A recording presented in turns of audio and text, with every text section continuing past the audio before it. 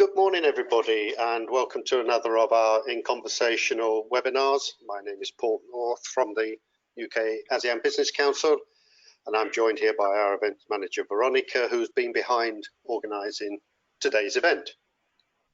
Today, we have with us actually three special guests in the way of Emma Kent, who's Head of Strategic Sales at Edge Worldwide Logistics, along with Jim Postles, who's the Operations Director, and Nigel Thompson, who's the General Manager of EWA and specialises in HMRC related matters.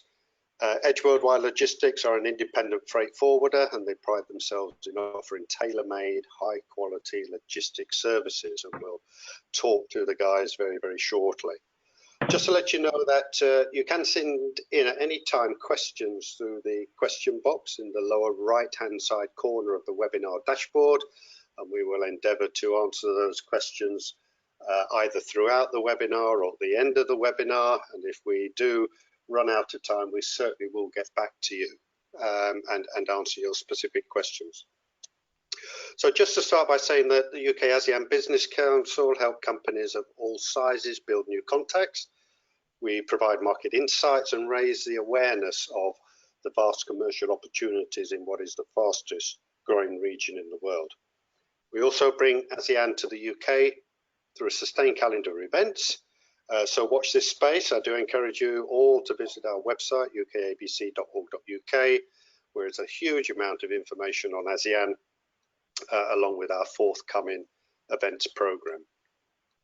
So without further ado, good morning, Emma, Jim and Nigel. Good morning. And again, many thanks for supporting our webinar and taking time out of your day to talk to us a little bit about what EWL do. So let's just kick things off. Please introduce yourselves and tell us a little about EWL and what the company does. So I'm Emma Kent. I'm Head of Strategic Sales and Marketing at Edge Worldwide. I'll give you a kind of a brief overview of who Edge Worldwide are. So we are a freight forwarding company. We first opened just over 30 years ago in 1989. We're based at Salford Quays in Manchester. We employ around 60 people here. In 2011, we expanded and we opened an office in Bangkok, Thailand, and then last year in January we opened another office in Ho Chi Minh, and we're constantly reviewing where and when we will open new offices. And that's, I'll hand you over and let Jim introduce himself.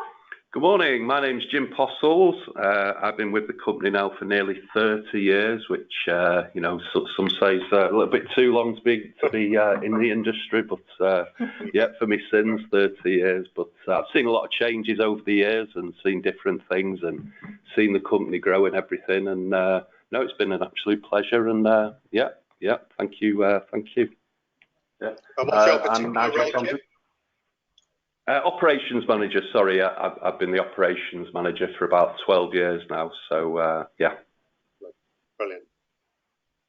Yeah, and I'm Nigel Thompson, general manager here at Edge Worldwide.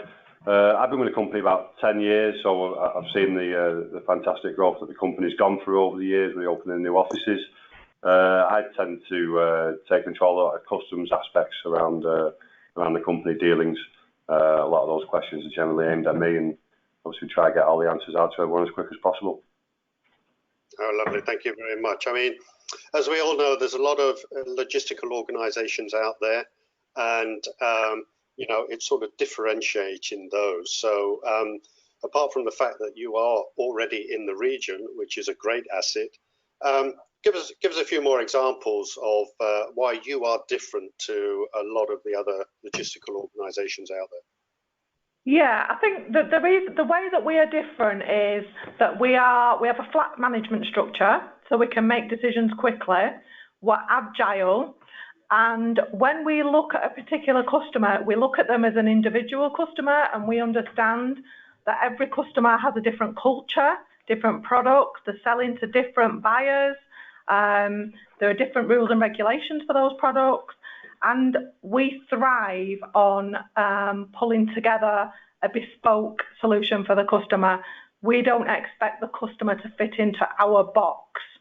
And we become, I think, an extension of that customer's business, which means that as that customer evolves and grows, we're there with them by their side to ensure that they know what to do and how to do it, and just to guide them generally.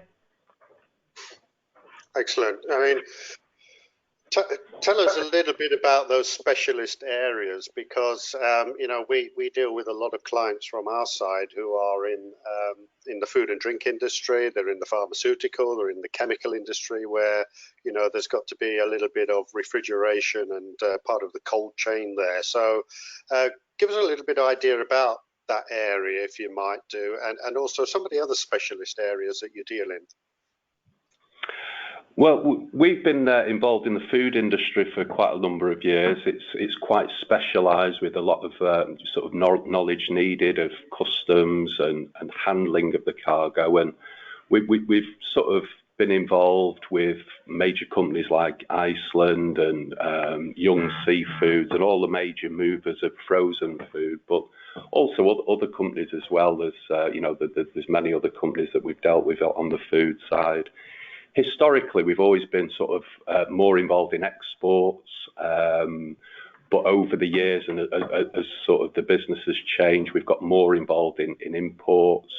So we're doing all sorts of different sides of the movements.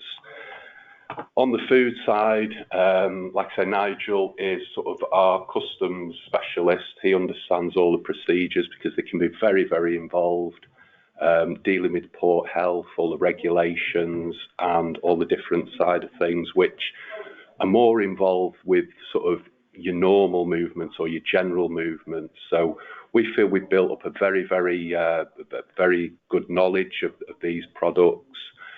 We work closely with port health. We have a very good relationship with port health at all the ports. We understand the problems that are associated with the food and bringing it in, and all the paperwork that's required. And we've really built up a very, very good reputation within the food industry. Whereas we feel we're seen now as the come-to logistics company for anyone moving food. A lot of our customers or new customers come from recommendations from companies who we've dealt with, and they've been impressed with our service and the problems that we can solve, and have passed on to other companies the good job that we do, which has really helped and helps us grow. Yeah, I mean, you mentioned that you'd got great connections with all the ports and people at this side to get the goods out. Yeah. What about the other side? Where are you with the relations there, and how are you handling that for customers who are where you're shipping goods on their behalf? How can they be confident that their product is going to get to their customer at the other end? So we have our own office. We have our own people in Vietnam and Thailand, but we also have a really strong partner, a long-standing partner across Asia, with people with lots of experience, and we handle shipments. Export is, as Jim said, one of our bigger markets, and we're doing that week in, week out for many, many years. Often when you're exporting to Asia, you're just exporting to port. So often your end customer will take control of the goods once it arrives at port. But if that isn't the case, then we can clear the goods and we can deliver them to wherever you want within China, Vietnam, Thailand, Indonesia. And that's something that we've done for many years. That's brilliant to know that you can offer that service, I would say, door to door, basically, at the end of the day for clients. Absolutely. Yeah. Excellent. Because, I mean, we all know that, and I've been in this position in a former life, that clients often leave their logistics to the last minute because they're really concentrating on that order. It could be their first export order. It could be a new export order in a new market. And they tend to forget about how they're going to get the goods to market. So give us a little bit of information from your experience about how companies should prepare for moving their goods at that sort of initial inquiry stage? Well, I think the most important thing is to make sure everything's agreed with the customer. You need to agree what paperwork's required, what they need to import the goods into their country, 'cause all countries sort of have different regulations. You need to make sure you agree the payment terms and the delivery terms, just so everyone knows who's responsible for what.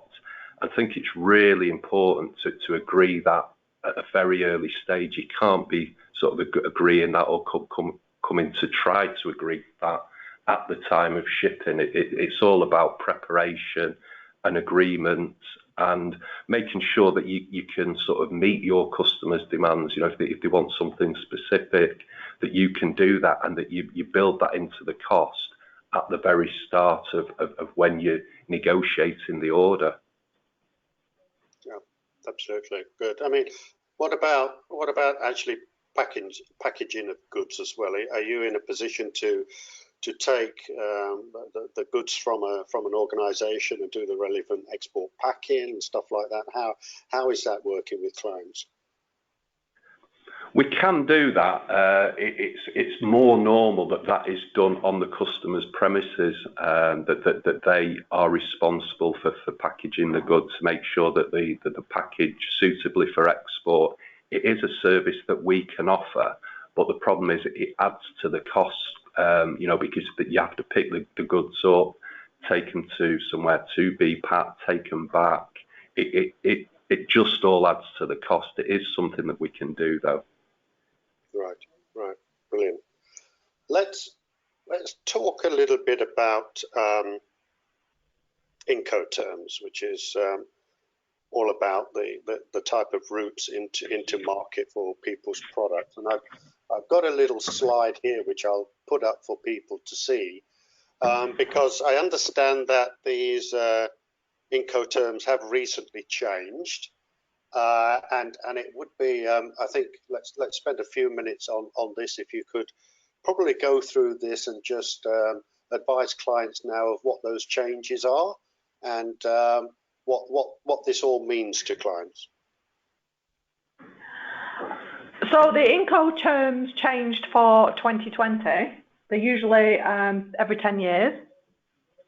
We created this to give to our export customers. So what we find is that most shipping managers with our export customers have a copy of this at the side, and they refer to this because depending on who you're selling to and under what term, you need to double check what your liability is. Now, if I'm being brutally honest, not very little has changed since the 2010 Incoterms, but it gives customers the assurance that they know what costs they need to accrue for and when the responsibility transfers to the person that they're selling. I mean, is it the right time to talk about how Brexit may affect all of this at this stage? Well, with regards to Brexit and Incoterms, it shouldn't really make too much of a difference, especially when exporting outside of the EU. I mean, really, I know there will be differences in duty rates and trade agreements, which will all come to light, hopefully, within the coming months as the UK government starts to negotiate with the EU. But as far as the Incoterms, I mean, these are worldwide agreements, so there'll be no changes to the Incoterms we'd expect with anything to do with Brexit. Yeah, so no immediate shocks for people who are sending goods overseas at the moment. Yeah, I mean, I think, as I say, I mean, with Brexit, it'll have very little effect to trade with non-EU countries. As I say, I mean, the only effect it may well have is with regards to preferential agreements, but that's really, we couldn't really comment on that at the moment until it's up to the UK government to get those agreements made and make sure that it protects our industries for exporting to other countries with preferential duty rates. Yes. So let's talk a little bit, if we can, about export documentation and what clients need to take into consideration when exporting into the ASEAN markets? Yeah, I mean, with regard to documentation, it's not too difficult really. The main things that are really needed are a commercial invoice so that the customs entry can be done both exporting from the UK and is used obviously to clear the goods at destination. Normally a packing list is required. It's not always essential, not as essential as the commercial invoice, but most companies do issue a packing list just so that they know exactly what the packing is inside the container. The bill of lading is quite an important document that is issued by us or by the shipping line, which, you know, that's issued at the time of shipment. Once the goods are on board the vessel, that bill of lading is issued.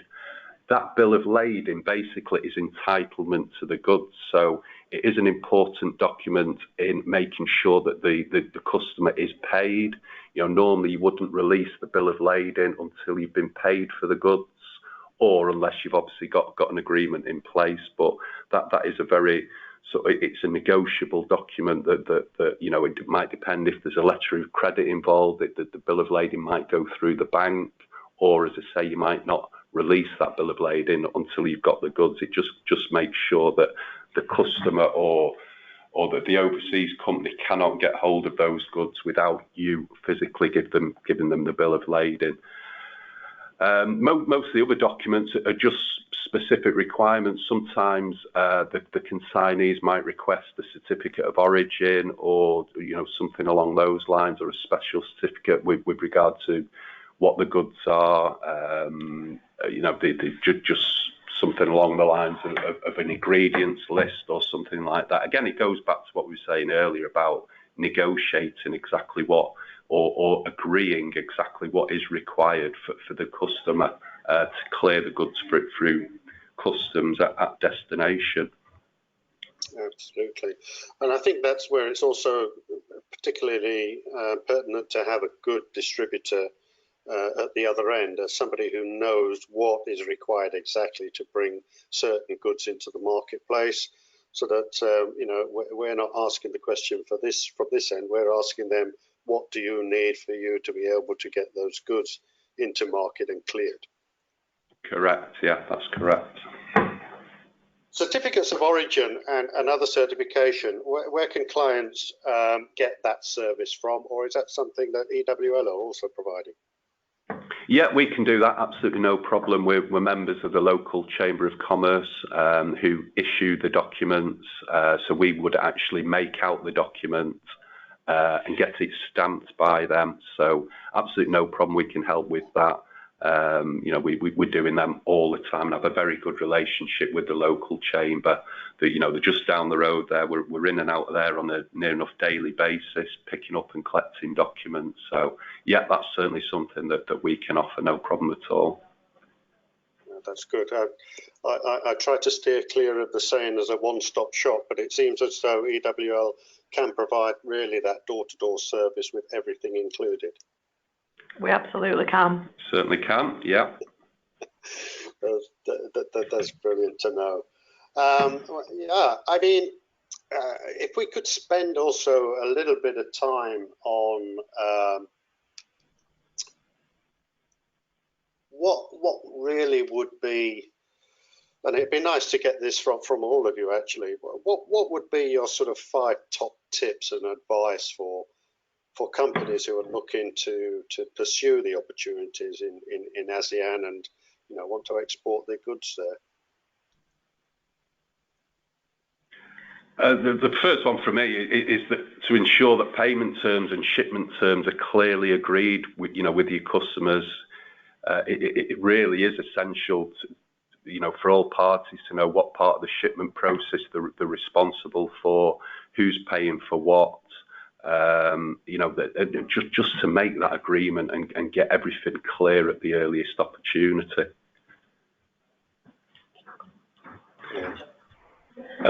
Also, another very important topic is insurance. Again, we go back to making agreement on the shipping terms and who's responsible for what. But sometimes we find that insurance gets forgotten about, as to who is responsible for insuring the goods. If you don't insure goods, it can end up being very, very costly, not only if your product is damaged or your product, is lost or goes overboard or whatever is involved in a fire. But generally, with shipping, there's sort of arguably a archaic maritime law that means that everyone who has cargo on a vessel is responsible for the whole of that cargo getting to destination. So, if maybe there's a fire on board or cargo has to be thrown overboard to keep the vessel safe, everyone is involved in or has a responsibility on the charges involved for everyone on that vessel. So what may be called is something called general average. And what you find, if you've not got insurance, you are still sort of liable for those sort of costs, which a lot of people don't really know about and think, okay, if something happens to my goods, right, okay, is it worth what I have to pay insurance for the risk? But they don't realise that there's risks involved for the whole movement of that vessel whilst it's on the sea. Yes. And also, just to make sure that the product is packed securely and marked up accordingly. So sometimes some countries might have situations where they need certain marks on the packages. I'm thinking more, on foodstuffs now. Some requirements say that you have to have the sell-by date on and certain things like that. So really, to make sure that the product is packed securely and marked accordingly with the requirements of the country that the goods are going to. Exactly. And also to provide notice of when cargo's ready, just so that you can pre-book the space on certain schedules. Generally, exports, there's plenty of vessels out there, but there is times when, vessels do run full. Sometimes shipping lines,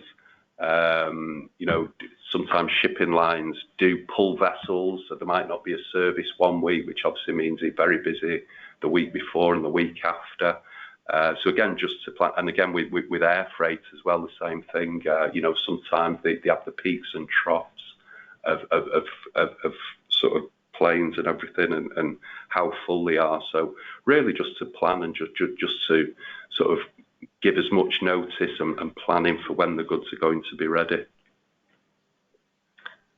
So I think I would add to that. I would say that for UK companies wanting to trade with ASEAN countries, I would say it's really important to go out there and do face-to-face business. I think trying to do business on email or on the phone isn't as effective as meeting those companies face-to-face for your initial attempt to break into the market. A second point, and this may seem really, really obvious, but if you're exporting to these countries, check when they have their holidays. So, for example, we have Lunar New Year now, Chinese New Year, but it's not just celebrated in China. It's celebrated in Vietnam, Laos, Singapore, Indonesia. So you don't want your cargo to arrive when they're just about to shut down for possibly 2 to 3 weeks, because you would incur costs whilst your cargo sat there waiting for them. And I think that's it for me. I think the only thing I'd add on to that is again back to documentation. Just ensure that all documentation is prepared and you know exactly what's required before you start to ship the goods. Some documents have to be issued before goods leave the country of origin. For example, things like health certificates for certain food products. And the last thing you want to do is get your goods to the country of destination and have to turn them back around again because you haven't got the correct documentation in place. So that's quite important that everybody knows what's required before it ships.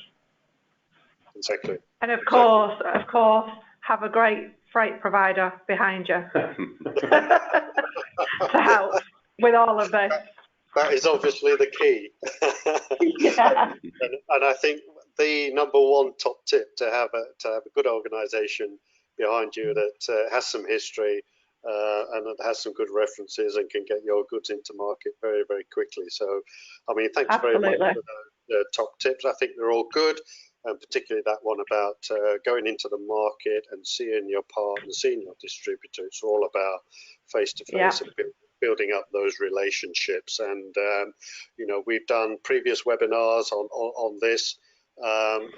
Don't expect to get an order on your first visit into the country. That's not going to happen. It's going to take a little bit of time. Yeah, for sure. Thanks for that. I think we've got a couple of questions here, which I think we've still got time to take. And one I think is a huge question, really. It's from David. He said, and I'm not quite sure what goods he's looking to ship or is shipping. He says, can you give me some idea about the differences between air freight and sea freight? I think the main difference is transit time and expense. What you really need to weigh up when considering sea freight to sort of these destinations is probably around 30 days. Air freight is, you know, well, a matter of hours, 1 or 2 days, depending on the service that you select. But obviously, air freight is much more expensive than sea freight. So it all really depends on the cost compared to when the goods are needed. You know, and you know, the size of the order as well. Sometimes, you know, if you're just talking about a small order of components or something like that, it is better to go air freight because you get a lot of minimum costs on sea freight. So really, it depends on price and when you need the goods there by. And is there any type of different documentation needed for sending something air freight and sea freight? No, normally the documentation's the same, so no, there's nothing really different there. The only real difference is for sea freight you have a bill of lading, and for air freight you have what's called an airway bill. Normally, obviously, you don't have, where we were talking earlier on about on the sea freight, where your bill of lading is a negotiable document and you've got time to negotiate. Obviously, with air freight, the transit time, with it being just you know, a day or so, it's a little bit different because obviously you haven't got time to sort of present a document and say, look, you're not having this document until you pay the goods. So I think the most important thing on air freight is to make sure if you're sending something air freight, you take the time that it takes to move the goods into consideration when agreeing your payment terms. Most people, unless they've got obviously a relationship with the customer, which you know, you build up over time, the chances are that the customer's going to have the goods before you get paid, unless you get paid before you actually move the goods. So that's something really to consider, because the last thing that you want is for your goods to be turning up at an airport overseas. You're still waiting to get paid because charges can rack up very, very quickly once goods are stuck at an airport. So the main thing is that you agree your payment terms and you know, just to make sure that those delays don't happen at the airport, because then the problem you've got then is the costs that can rack up. Then all of a sudden you're negotiating and arguing over those costs as well. Yes, and are there any cost differences in sending it air freight on a cargo flight as opposed to air freight within a commercial airline? There can be. You know, normally the difference in air freight is more on the service. So if it's a direct service, normally, you know, it can cost a little bit more than if you were to transship it, say, through the Middle East, where the transshipment service, which might take 2 or 3 days, though the prices with those carriers do tend to be a little bit cheaper. If cargo has to go on a cargo aircraft only, because obviously there's not as many of them, then you do find that the costs are normally higher. There's certainly certain cargo that can only go on aircraft, on cargo only aircraft, which, you know, you have hazardous, for example, anything that is a funny size, you know, if it's a big piece or something like that, because normally the wider bodied those aircraft, and normally, the charges would be higher. Right.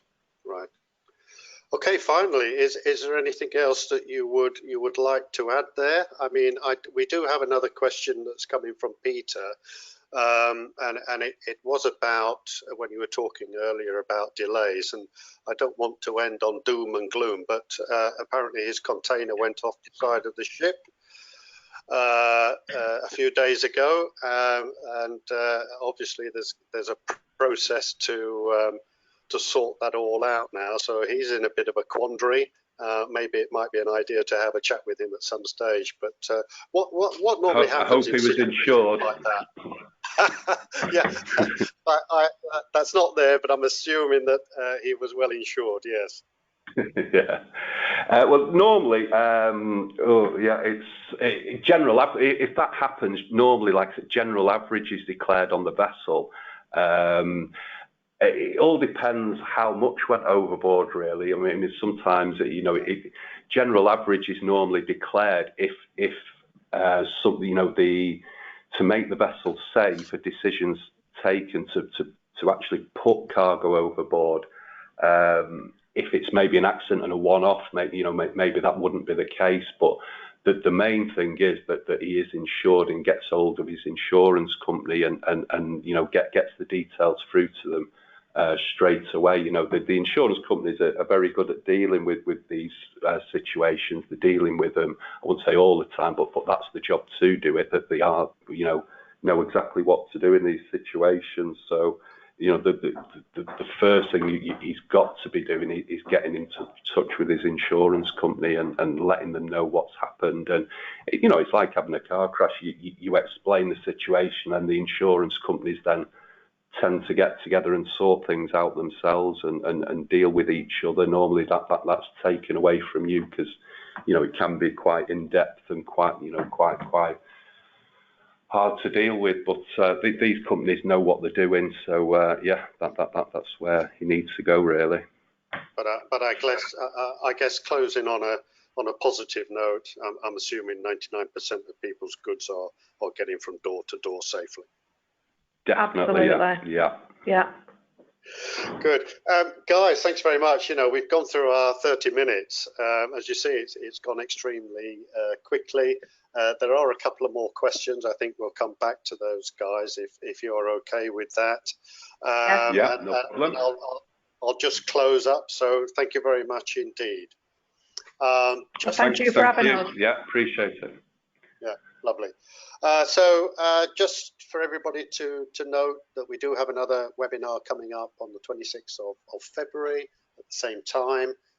It's about renewable energy challenges in ASEAN and the opportunities for UK companies. We'll be talking to an organisation, the Energy Strat Asia, Singapore-based advisory firm who focus on the ASEAN energy sector. So please look out for that one, and we look forward to welcoming you on that one on the 26th of February.